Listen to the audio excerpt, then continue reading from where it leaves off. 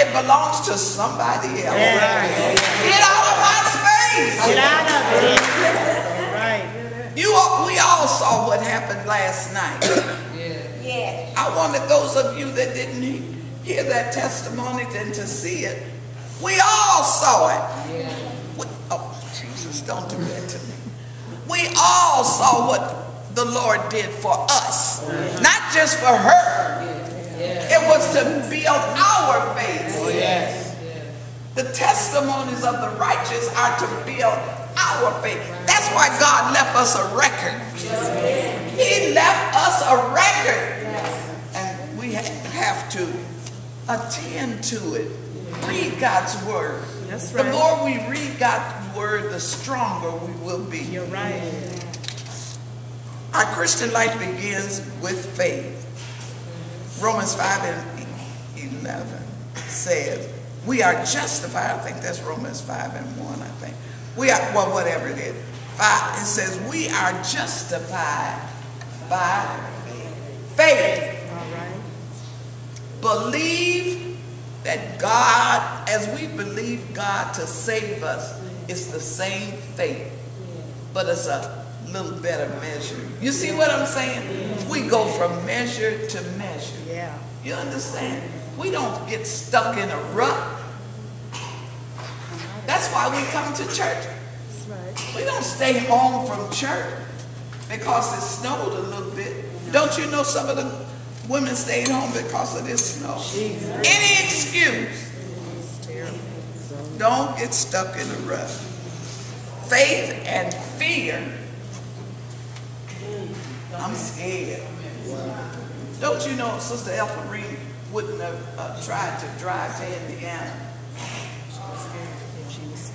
Fear. And she did get stuck in a rut. She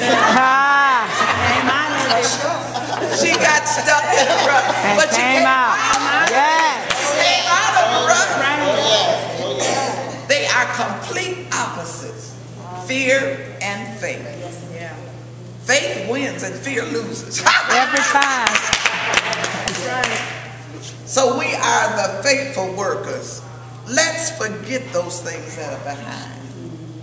Let's reach forth to the things before.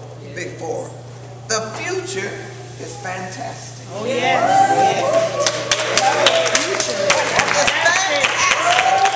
Amen. Press. When we press, we have optimism about the future. Yes. We have optimism about what God is going to do in my life. Sister Marie said, my life. I thank God for my life. Oh, yeah. Be optimistic about the future. The future is fantastic. Yes. The best is yet to come. Yes. The best is yet to come. Say for me. For me. Accept it. Oh, yes. Accept it. I was taking so much medicine. You know, they try to tell me that I was depressed about my brother. Now listen, I've been praying for my brother for 30 years. Yeah. And one day I was praying and I said, oh, you know how we beseech God about saving our loved ones, our children. And I'm just praying, oh Lord, please save me, please save me. My brother was an alcoholic, but he was a functional alcoholic. Anybody know what that is? He never missed a day's work. Never. He never missed a day's work. He never missed paying his bill on time, but he was an alcoholic. He went into treatment, and God bless Sister Gloria. She stayed with him, hung with him. But he confessed Christ again before he died. But the Lord, when I was praying for him, the Lord said to me, if you know God, you know when he speaks to you. Right. It's a difference. It's a difference. You know, we put God on hand to hand shoulder to shoulder places. But God doesn't speak.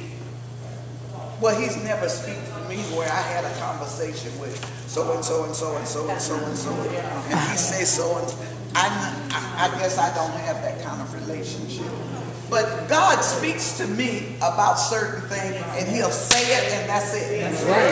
Now, I'm not faulting you with your conversation with God. But God don't talk to me like that. I'm not knocking it because I don't know how God talks to you. But if I ask God something, and he might not give me the answer right now, but I know when he spoke to me. And so he confessed God, but my brother went down to less than 100 pounds. And my husband told me, and both of the boys told me, don't go see him no more. So I said to myself, I'm going to see my brother. And I went. When I got up there, my husband was there, Drew was there. All of us were there. His stepchildren were there. We were all there. And they told all of us not to come. But I saw him before he died. So you see what faith will make you do things. And the Lord spoke to me when I was praying for him, to get back to the story. He said, do you want him saved at any cost? Wow. Ooh, Jesus. That was over 20 years ago. At any cost. I didn't want my brother to go to hell. You got to feel that way about your loved ones. Yeah. I don't want my loved one to go to hell. Jesus. But the Lord spoke to me, said, at any cost. And it